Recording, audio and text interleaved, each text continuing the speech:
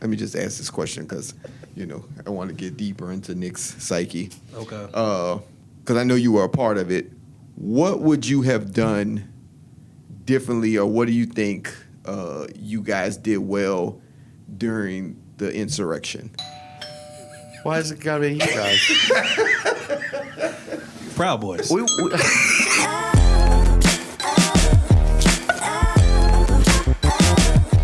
What has been your what do you think has been your biggest setback so far, comedy wise? I think it's a gift and a curse, to be honest with you, how hard I am on myself. Like, I think that is like my biggest setback, because like, and I've had people watch like in the room, other comics, and I'll come off, I'm like, dude, that was terrible. That was awful, dog shit. And I like walk off like I got nothing out of that. I'll be like pissed. Like that, so honestly, like that was how I felt when I did the last taping at Kazi's, when I did all the material. Mm-hmm. I came off and I was like, I ate it. I was like, I ate shit for 45 minutes. I was like, dude, this is awful. And Matt Hubbard was like, dude, are you sure? He's like, I was there for the whole show. He's like, I don't think that's how that was at all. And I'm like, nah, man, like it was awful. Like, and I was listing off, like, this joke didn't hit the way I wanted, this one, blah, blah, blah. And I'm so hypercritical that if I miss a line, if I drop anything, if I like even like a word or two, I'm like, ah. And I have such bad like anxiety and like ADD and stuff like that, that if I miss it on stage, I'm like. What do you do, now I'm gonna shift gears, what do you do to deal with that? Therapy. I go once a week, every week. No, I mean, like, I'm like, that's the I'm like, that is the only way I keep my sanity. I'm like, I pay $35 every week to tell a man I'm not good enough. And he's like, no, man, you're good. Just stop being so mean. Yeah, well, I mean, like, okay, do you have like a love yourself? Do you have like a coping mechanism or something that you do in the moment? Because you did your hand, like, do you physically shake? Not really, but I have like weird tics on stage. Yeah. Where like a lot of time if I'm trying to like ease myself in, like I'll rub, if you see me rubbing my pant leg, mm-hmm. It's because I'm like trying to like get cooking. Yeah. I'm trying to like keep myself on track to be like, don't forget this or don't forget that. Yeah. And it's crazy because like in 6 years, I still like, I'm so like, I have my routine. My routine is what my routine is. I always write out my set before I go on stage, and I'll just tuck it under my phone. Yeah. And it's like 90% of the time now, I don't look at it. But every now and then, if I'm trying new material and I have stuff squeezed in the middle, mm-hmm. I'll peek, But it's like, that's the thing that for me, I have that as like a safety blanket just in case, because I'm like, if I start to get lost and I start to wander, I'm like, mm-hmm. Come back. I have to pull myself back in. So that's like my cheat sheet, basically. If that's my technique, is if like I feel like oh man, I forgot that joke. If I can look at it, I'm like, I did miss that. Right. Yeah. I was going somewhere with that because I physically shake. Really? Yep. Always have. I get violently nervous sometimes before I go on stage, and I have to overcome it almost every time I go on stage. That's wild. Yeah. I've never noticed that. Well, I mean, I got coping mechanisms. I got things that's what I was going to do. I was going to get into them. I thought I was going to tell you what I do or some of the things that I do to deal with it. But yeah, I get stomach drop, nervous. Really? Most of the time. And it's gotten better the more I do comedy. Yeah. And, now it's not as severe as it was. But that's why, like, I never, even if I was working out material, I'll never hold a paper. You'll never see me hold a paper on stage because then you'll know. Because the paper will make the noise. I'll never take a paper or a card. Wow. I'll use my phone or I'm a freestyle because I know then everybody will know. And then, so it's like, it's a couple of other things I do. I'll talk to you after. But last thing that was on my mind, like, you opened for some legends, like a Dave Attell and people like that. Ali Sadiq. You work with Ali, right? Yeah. Shout out to all of them. Yeah. Now you don't have to pinpoint one, but I'm sure in opening for them, there was some memorable advice or something that, like, what's some of the best advice you've gotten for some of the OGs in the game? Dave Attell was probably one of the, like, that was one of the coolest hangs in all of, like, doing comedy. Yeah. That, like, it wasn't so much that he gave me specifics, like, in conversation, like, try this, do this on stage, whatever. But I think like the coolest thing was talking to Dave, like being on stage and him mentioning like, so in front of a sold out show, he's like, aren't you supposed to be on your honeymoon? And I was like, yeah. He's like, why would you agree to do this? And I was like, I don't know, because it's you. And he was like, nah. He was like, nah, that. He was like, if it was me, I wouldn't do it. And like the craziest thing was like after that, talking to the feature, and the feature said that he had talked to him, and Dave was like, it was like there was a storm coming through that weekend. And he said that he talked to Dave, and Dave was like, we should just cancel. Let's reschedule. He's like, it's dangerous, like flying, whatever. Like no one's gonna come out. Like people don't want to come out in that like type of weather. And he said that he talked to Dave, and he was just like, well, don't cancel. He's like, why not? And he was like, cause like these people plan to be there, whatever. Like he was like, Nick took the time off basically to be there to do the shows with you.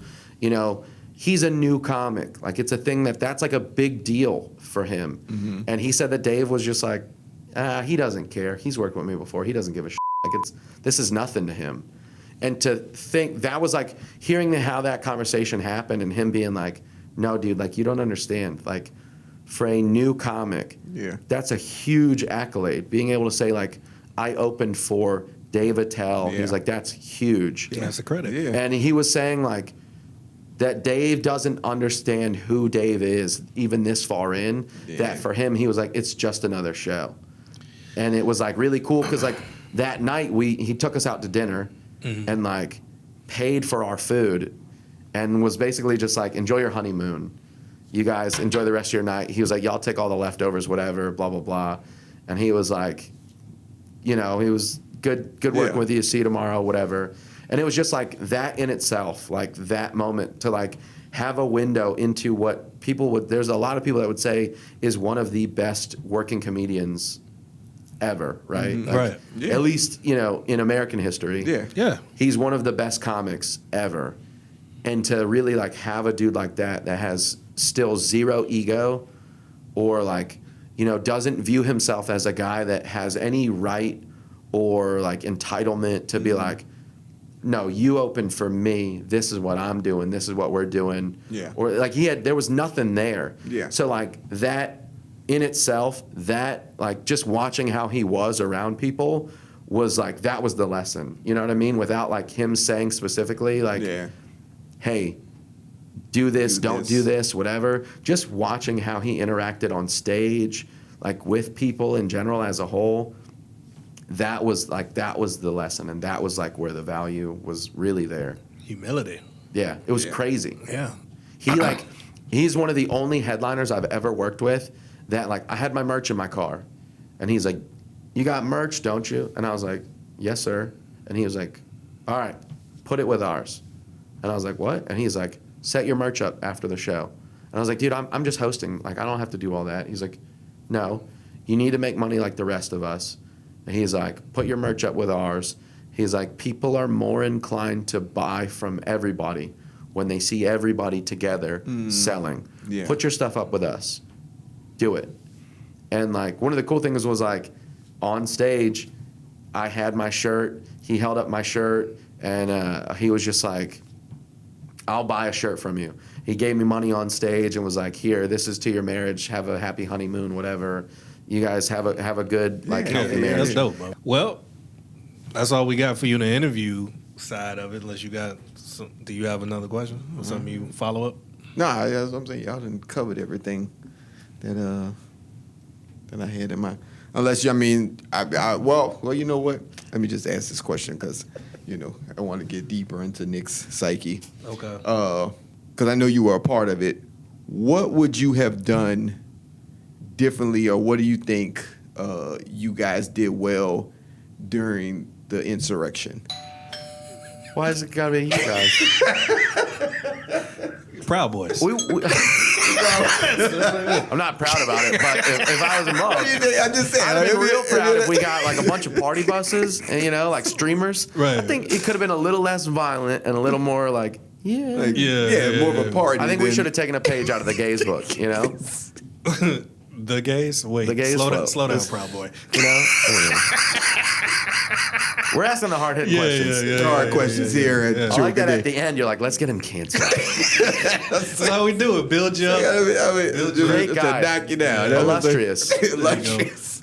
I think we had some more adjectives in The there. illustrious insurrection. Yeah. You made it illustrious. I love that he's like, well, I mean, I do. There's one thing that's really going on my mind. you thought I Sum it really up. about to, you thought I was really about to come with something. Yeah. For sure. Misdirection. Lead up, I was like, damn, he's really like, he's just pulling for the words to ask this question. Yeah. How's it feel to have hate in your heart?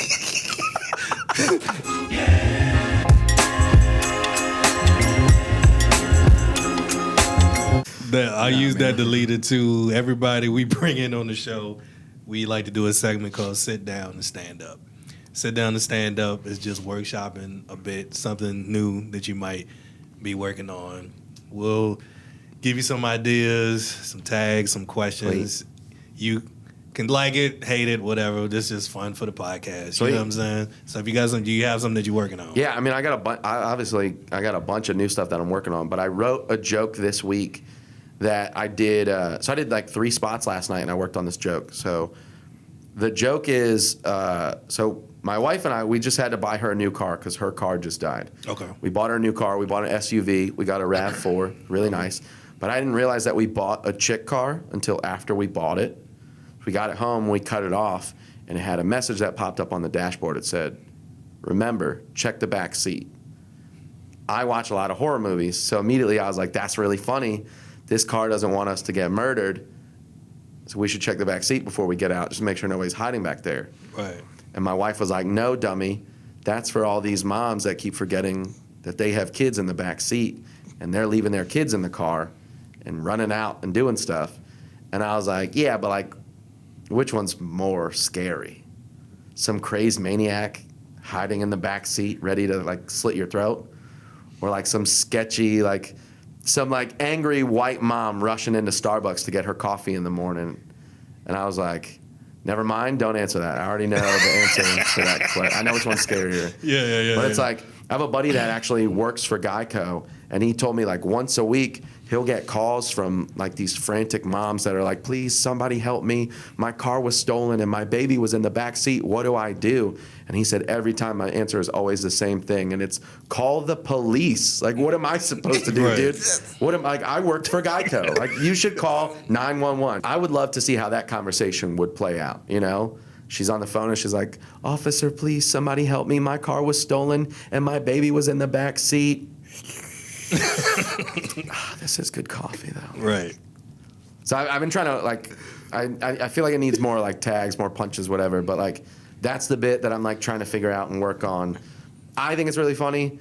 Yeah, I was trying to get a read on it last night, but I've done it, like, 3 or 4 times so far this week. Well, when you started talking about your friend working at Geico, like they call Geico to talk about their cars being stolen. It's like what do you think? There's we put like a Geico tracking lizard in every car. Where you sign you know what I'm saying? It doesn't come with a gecko. That was just something dumb that popped in my head. Can't all be winners. Hey, bro, that's the theme of this show. That's what I'm gonna call it. Can't all be winners. They can't all be illustrious. They can't. Oh. That might be the name of it. That might be the illustrious. name. Illustrious. Yeah. That's your stripper name, David. Well, actually, it was Buck Naked. That was, Should be naked. yeah, it was I Buck, like that. Yeah, it was That's Buck. the one, it you was. talk about like being around black culture. Yeah. That's like, because my parents are Jehovah's Witnesses. There's a lot like, it's just like in Virginia too. It's a lot of people that go there that don't say naked. It's just naked. Naked. Yeah. When you are found naked in the world, Yeah, you facing obstacles. I'm like, Okay. oh, obstacles. Yeah, All obstacle. right. Yeah, I tried to sound illustrious when I said naked. That's why I said it that way. Naked. Is that how they Buck talked naked. at the Kingdom Hall? Yeah, Is that where you they get do. They do. the Kingdom Hall? They Shout was out naked. Midlothian Kingdom Hall right over there. Naked. Yeah. That's my favorite. He was naked. I was thinking about like listing like the other situations where it would be ridiculous to call somebody else instead of calling the police. Like I feel like you could like setting it up by taking that pivot Right. with your friend on Geico, Yeah. you can make the equivalent. Like I don't have the examples, but like somebody was beating you getting into a street fight, Right. And then I don't know, you call your gym. You know what I'm saying? You call, you know what I mean? Like Planet Fitness, I want a refund. I just got Yeah, I've been working my delts. Y'all My need to swing stop with had- that pizza day. So yeah, I A feel little like more protection, a little less pizza. I feel like you got room to even play with that before you even finish the joke, and you could actually then that whole section Right. is a 5-minute bit on its own. So I think there's that's why something. I saw I like you know what I mean. I like the premise. I think there's something there. I think Yeah. it really is. I like that. It is good. It's a funny premise. Even that, just the way you and your wife read the message, Right. Like your mindset went to, oh yeah, somebody's gonna murder me. Yeah.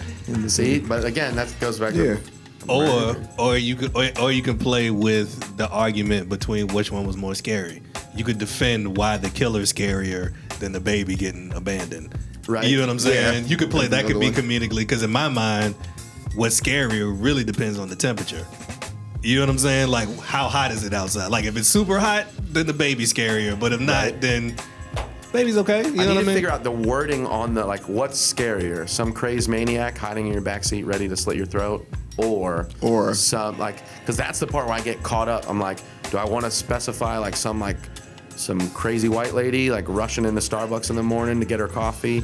That I need to figure out because the description for that part is where I'm struggling because I feel like it's clunky. Yeah. Is it do I mention specifically rushing into Starbucks or in such a hurry? I thought about it this morning of some white lady in such a hurry to pick up her coffee she forgets her kid in the car, whatever. I just have to figure out how to word it properly and it sound funny.